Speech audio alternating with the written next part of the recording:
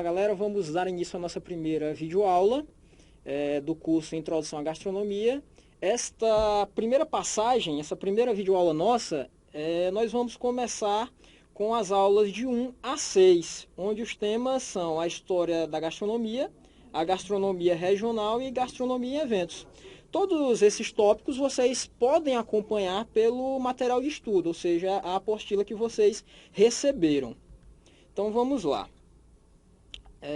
No nosso primeiro slide, como pode ser visto, nós vamos ver um pouquinho e ter noção das revoluções na história com relação à comida. No decorrer da história, a alimentação, a nutrição, ela, digamos, como eu falei, passou por várias revoluções, como a invenção da arte de cozinhar, que dentro desta invenção teve um fator bastante preponderante, bastante significativo, para que o ato de se alimentar, o ato de comer, viesse a se tornar uma arte. A arte essa que foi possibilitada pelo uso do fogo. O fogo foi dominado e a partir deste domínio do fogo, o homem começou a tornar este sentido de se alimentar, essa alimentação, apenas não somente um ato estritamente fisiológico, mas também um ato de arte, podendo dar prazer em todos os sentidos. Dentro dessas revoluções na história da comida também, nós podemos ver que a comida passou a ser mais do que um sustento, como eu disse anteriormente. O comer transforma-se em um ritual. Hoje, todos nós, na nossa vida atual, temos esse ritual em se alimentar, juntar-se aos amigos, aos familiares, enfim, o fato de comer tornou-se algo muito mais além do que algo estritamente fisiológico, somente comer para ter força, poder desempenhar as atividades, enfim, tudo isso. O ato de comer transformou-se em um ritual. Também outro fator que teve uma contribuição bastante significativa para essa revolução foi a criação do gado, a sua domesticação e criação seletiva de alguns animais. Anteriormente o homem ele tinha que caçar praticamente todos os dias a fim de buscar o seu alimento. A partir do momento que o homem passou a criar o gado, a domesticar e selecionar os tipos de animais que ele poderia vir a utilizar para o consumo, essa passagem também pode ser tomada como uma revolução no âmbito da comida, no âmbito da alimentação. Hoje nós temos criações extensivas de gado, de caprinos, de ovinos, que são as nossas principais fontes de alimentação. Aqui no nosso estado mesmo nós temos grandes criações dessas espécies de animais para o nosso consumo local. A agricultura e sedentarização, que é um dos fatores que também vem a ser um fator preponderante dentro dessa revolução da comida. O homem passou a cultivar os alimentos, portanto, ele não tinha mais que sair para caçar, não tinha mais que sair apenas para colher, deixou de ser apenas aquele ser coletor e passou a ser o produtor. Então, com isso, como ele produzia grandes quantidades de alimentos, e ele não tinha, como eu falei anteriormente, não tinha mais que sair apenas para coletar e caçar, ele passou a ter mais tempo. E dentro desse tempo ele passou a ser o que nós chamamos hoje, que muitos de nós somos hoje, de sedentários. Sedentários é quando nós deixamos de nos exercitar, temos com facilidade a comida em mãos, então por conta dessa facilidade passamos a ser sedentários. Passamos a ser apenas meros espectadores e receptores daquele alimento. Então esse também foi um fator bastante importante na revolução da história da comida. O uso da comida como indicação de diferenciação social também é um fator bastante significativo. Um fator de diferenciação social como? Porque nós podemos, e hoje isso é nítido, aliás não hoje, mas há bastante tempo, as pessoas que têm um poder aquisitivo maior, um poder socioeconômico maior, elas têm uma facilidade bem maior de adquirir uma variedade bem maior, digamos até melhor de alimentos. Ao contrário, em contrapartida, uma pessoa que tem um poder aquisitivo, um poder econômico menor, ela não tem essa mesma facilidade. Então, daí o alimento, dentro dessa revolução da comida, ele ter se tornado um fator também de diferenciação social. Mas isso não quer dizer que os ricos comem melhor e os pobres não comem tão bem. Na realidade, não é assim. O que quer dizer é que, com relação ao poder de compra, quem tem o maior poder de compra pode, obviamente, comprar alimentos em uma quantidade maior e mais caros, podemos dizer assim, ao contrário do que quem não tem um poder de compra tão elevado. Então, por conta disso, os alimentos passaram, a comida passou a ser um fator de diferenciação social. Também dentro do contexto dessas revoluções da comida, o comércio a longa distância foi possível com tudo isso. Países começaram a trocar alimentos, passaram a comercializar alimentos, alimentos de outras regiões começaram a ser consumidos por regiões mais distantes. Enfim, tudo isso possibilitou um intercâmbio, esse comércio a longa distância dos alimentos, que também é um dos fatores participantes dessa revolução na história da comida.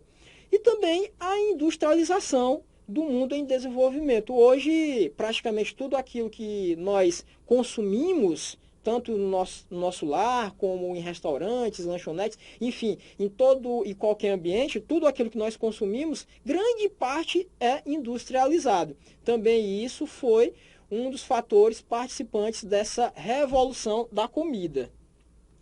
Com relação à gastronomia, que é o nosso objetivo foco da nossa disciplina, nós podemos dizer que a palavra gastronomia ela tem uma origem grega. Tem uma origem no grego, que significa gastro, que é estômago, e nomia, que significa conhecimento, estudo. Então, juntando as duas partes, é o estudo do estômago, o estudo da comida, podemos dizer assim, já que a comida vai para o estômago é um dos participantes desse processo de digestão.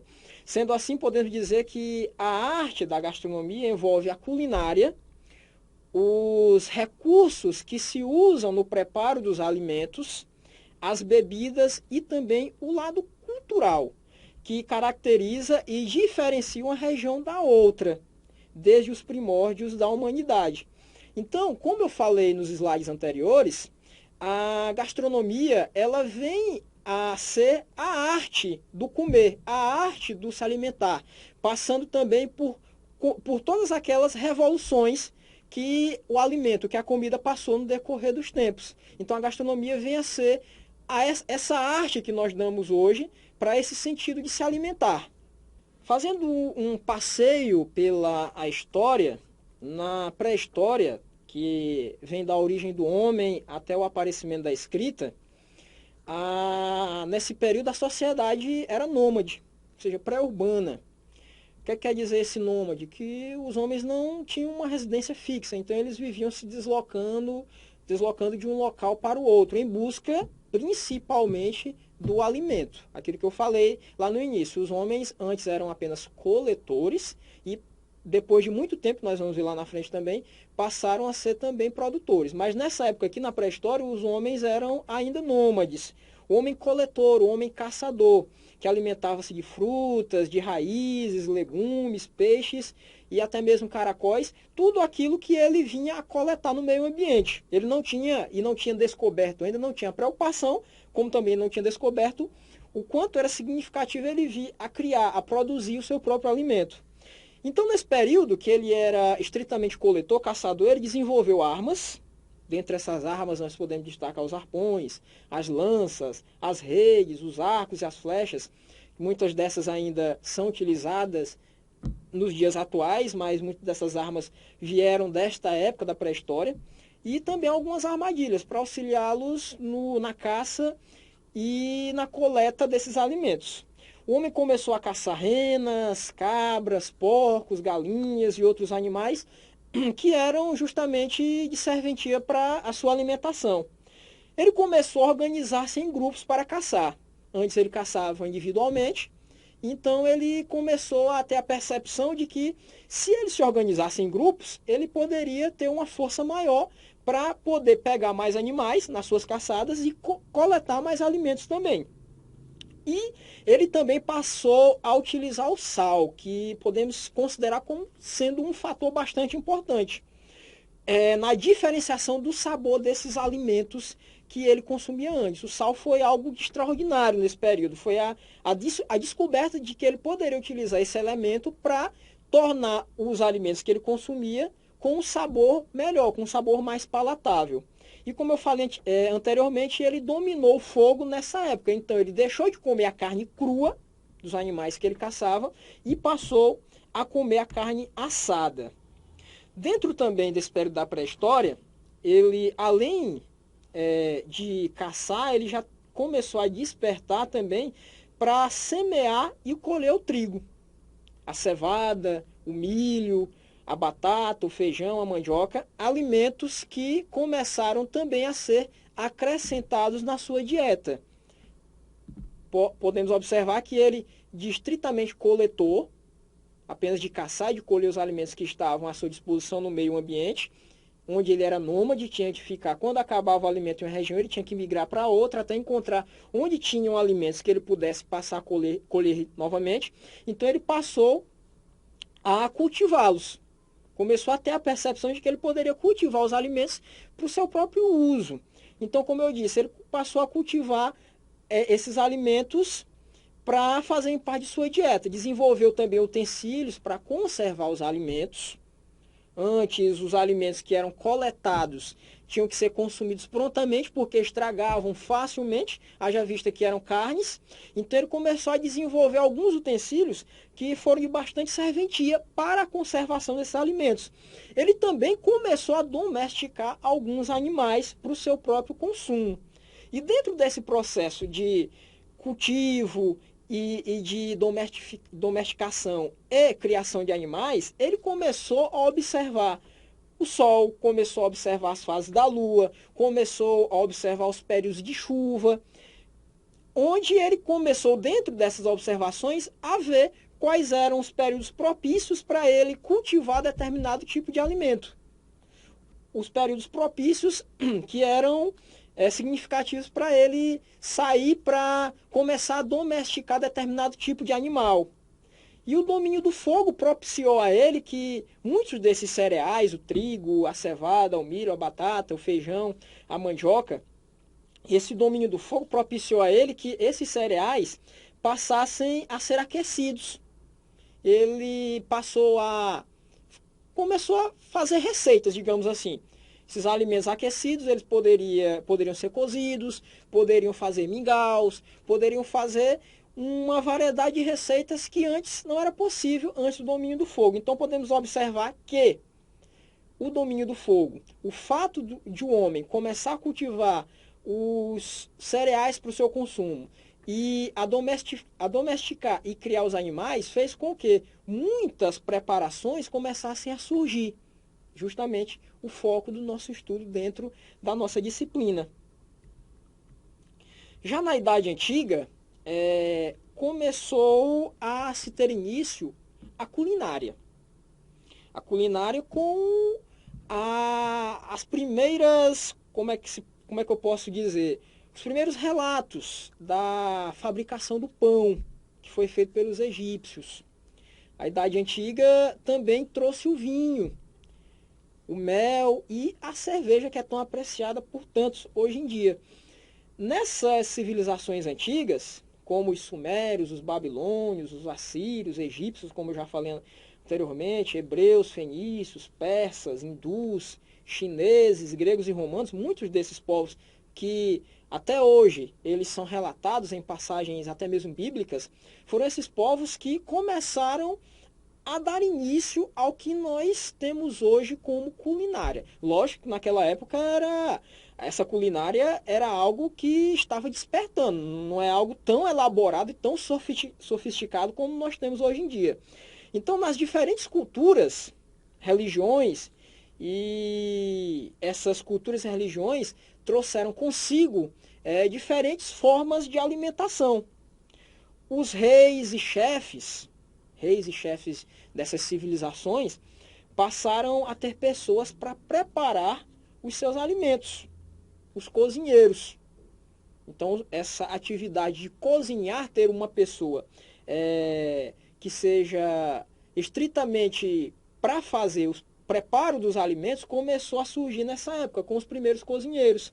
E esses cozinheiros, eles começaram a ter uma evidência maior, principalmente nas grandes festas e banquetes que eram organizados por esses reis e chefes dessas civilizações antigas. Já na Idade Média, do século V até o século XV, houve uma época de muita fome entre os povos. Foi a época que começou a existir o rico e o miserável, o senhor e o servo.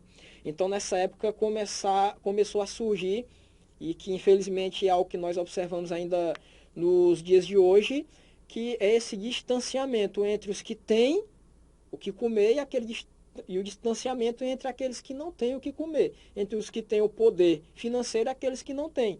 Então foi justamente nessa época. Mas nessa época, os monges, dentro dos seus recintos, dos seus mosteiros, igrejas, enfim, os monges, eles simplificaram a preparação dos alimentos e, de certa forma, enriqueceram também as suas qualidades. Os monges, porque nessa época, na época da Idade Média, os mosteiros, as igrejas, eram quem detinham parte do poder, parte do conhecimento, parte do ensino. Então, justamente por isso, os monges, eles, dentro desse poder que eles detinham, eles começaram a preparar alguns alimentos de uma forma mais simplificada, porém aumentaram e enriqueceram a qualidade desses alimentos. Exploraram minas de sal, praticaram a pecuária, começaram a curtir o couro, aprimoraram a conservação dos alimentos, para que esses alimentos não viessem a se estragar com maior facilidade. Usavam-se muitas especiarias estas que nós utilizamos até hoje, que são de uma forma mais popular chamados temperos. Especiarias como a pimenta, a noz moscada, o gengibre, a canela, o cravo, o cominho, a hortelã, o anis, o açafrão, todos esses que passaram a ser utilizados nessa época da Idade Média por esses monges. Começou-se a utilizar o vinagre para preparar as conservas estas que seriam utilizadas para dar uma durabilidade maior àqueles alimentos.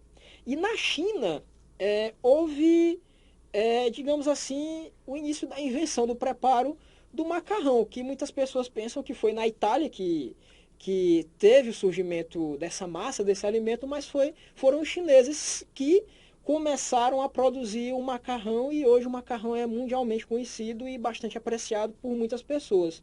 O arroz foi trazido da Ásia para o Ocidente, no Ocidente antes da Idade Média, antes desse período do século XV até o século XV. Durante esse período e antes desse período, o arroz não era consumido, então foi trazido do Ocidente, aliás, do Oriente, da Ásia, para o Ocidente. Então ali na Europa, que era quem detinha o poder naquela época, o arroz começou a ser consumido. E hoje o arroz é bastante apreciado por praticamente todos os habitantes do mundo. Já na Idade Moderna, que vai do século XV até a Revolução Francesa, em 1789, foi uma época de grandes descobrimentos. Da Ásia foram trazidas a cana-de-açúcar, a laranja, a manga, a tangerina, o arroz, os chás e muitos outros alimentos. Então, durante esse período desses descobrimentos, começaram a ocorrer, como eu tinha falado lá nos primeiros slides, essa interação, esse comércio, digamos, a longa distância, onde regiões que não tinham acesso e não tinham o costume de consumir determinados tipos de alimentos, como esse que eu falei, começaram a ter acesso e a consumi-los, por conta desse comércio a longa distância que começou a haver entre países. Por exemplo, Portugal, que detinha o poder financeiro e fazia grandes navegações na época, começou a ir até a Índia, até a China, e buscar alimentos para serem consumidos no seu país, certo? Da América, das nossas Américas, foram levadas a farinha de mandioca, o caju, o peru, o milho, o amendoim, a batata, o feijão, a abóbora, cacau, pimentão, entre muitos outros alimentos. Então eram alimentos que na Europa os europeus não tinham o costume de consumir e passaram a consumi-los a partir do momento que das grandes navegações, das grandes descobertas, os navegadores começaram a levar esses alimentos para a Europa. A África exportou bananas, inhame, erva doce, a palmeira de dendê e o coco. A Europa enviou o gado bovino, o equino, o muar e o ovino. O café, que é bastante apreciado por muitos, foi trazido do Oriente para a Europa. Na Europa não existia café antes do século XV, foi justamente essas grandes navegações que propiciou a levada do café do Oriente para o Ocidente, no caso a Europa. E também nesse período começaram a aparecer os grandes chefes, tá? Os grandes chefes de cozinha, que em cima disso começou a haver uma revolução científica, que a gente vai ver mais na frente. Revolução científica essa que também trouxe uma revolução e uma evolução muito significativa para a gastronomia. Já na Idade Contemporânea, que é o período que nós vivemos hoje, houve a Revolução Industrial e a Revolução Tecnológica. Nesse período também houve as duas grandes guerras, a Primeira e a Segunda Guerra Mundial. E nesse período de guerra, apesar de ter sido um período de devastação populacional, de muito sofrimento, mas justamente nesse período das grandes guerras, das duas primeiras grandes guerras, foi um período onde se teve também uma revolução gastronômica, uma revolução com relação à culinária. Porque justamente tinha que se mandar para os campos de batalha alimentos que fossem mais duradouros. Com relação aos tipos de eventos gastronômicos, atualmente nós temos uma variedade. Mas, como conceituação, nós podemos falar um pouquinho dos que são mais comuns, que são os breakfasts, os coffee breaks e os almoços e os jantares, que são bastante utilizados atualmente dentro de muitos eventos. Quanto à classificação desses eventos, nós temos os eventos permanentes, os eventos esporádicos, os eventos únicos e os eventos de oportunidades. Dentro de cada um desses tipos de classificação de eventos, nós temos os tipos de eventos gastronômicos que podem se adequar melhor a cada um desses eventos. Quanto à classificação dos eventos de acordo com o porte, nós temos os eventos de pequeno porte, que são eventos com até 200 pessoas, os de médio porte, eventos com um número de pessoas variando de 200 a 500 pessoas, e os eventos de grande porte, que são eventos que são organizados para mais de 500 pessoas. Então, dentro disso, como foi falado, nós temos os diferentes tipos de eventos gastronômicos que podem se adequar dentro desses eventos. Então, esse foi o nosso primeiro foco de estudo dessa nossa primeira videoaula.